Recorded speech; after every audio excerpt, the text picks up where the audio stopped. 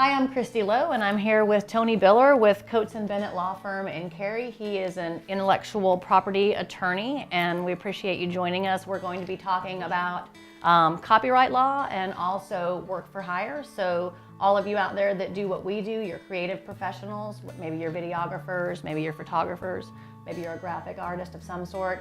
These are things that we feel like you should be thinking about when you are doing productions for other agencies like yourself. And so we felt like it was an important topic to address. Can you tell me a little bit, first of all, Tony, about what is an intellectual property attorney? What do you do? Well, intellectual property attorneys, probably not surprising, do intellectual property law. And the question we get all the time is, well, what's intellectual property law? Intellectual property law primarily covers patents, trademarks, copyrights, trade secrets, a lot of issues arising from the internet, such as with internet URLs. Patents cover the law of useful ideas. Trademarks are basically the law of identity, particularly in the marketplace.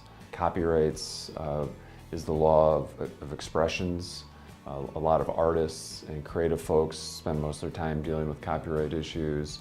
Trade secrets are just what they sound like, the spy versus spies, things that primarily companies don't want other companies to know about. And all the issues that surround that. Our firm specializes in all of those areas. Well, I really appreciate you doing this today, and what brought this on is, there are a lot of folks, such as myself, who will either hire subcontractors or vendors to produce creative work for us, and in turn, we also then work for other creative agencies. So for example, I've shot video and photos for nationwide companies that do real estate listings, and they'll hire us to go out and shoot their photos and their videos and their drone aerials for them.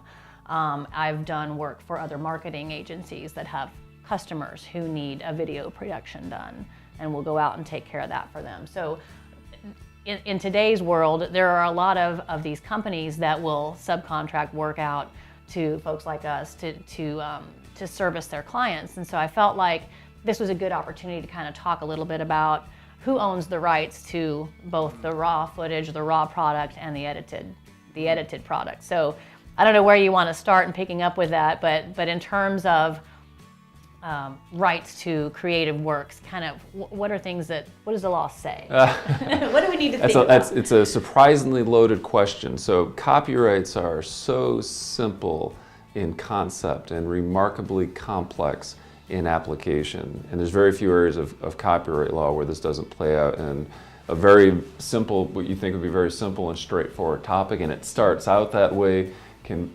become very quickly muddled and counterintuitive, particularly in the areas of work for hire. Kind of taking a 1,000-foot view, copyrights are governed by federal law and federal law only. In fact, federal law is very jealous of copyrights. And if a state tries to regulate copyrighted content, the federal law will actually preempt it, take control.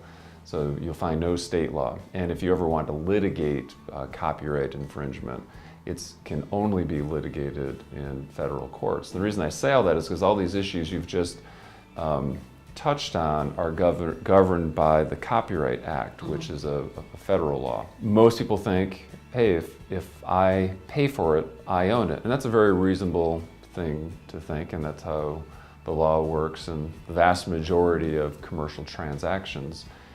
And that's not how the vast majority of copyright transactions work. And it does make sense when you think about it. So the Federal Copyright Act says that copyrights vest in the author, which means if you create it, you own it. Well, then what happens if you sell it? Well, it depends on what you're selling. If you're not expressly selling the copyright, the author still owns the copyright. So if I'm an artist and I paint, make an oil painting, and I sell the oil painting to you, you don't own the copyright in that. You have no right to reproduce or copy. The copyright essentially is very simple. Right? It's a right against copying. It's not a right, it's not a monopoly right in that expression. In fact, if you independently created the identical painting that I made, and it was truly independent of mine, but identical, there's no copyright infringement because there was no copying.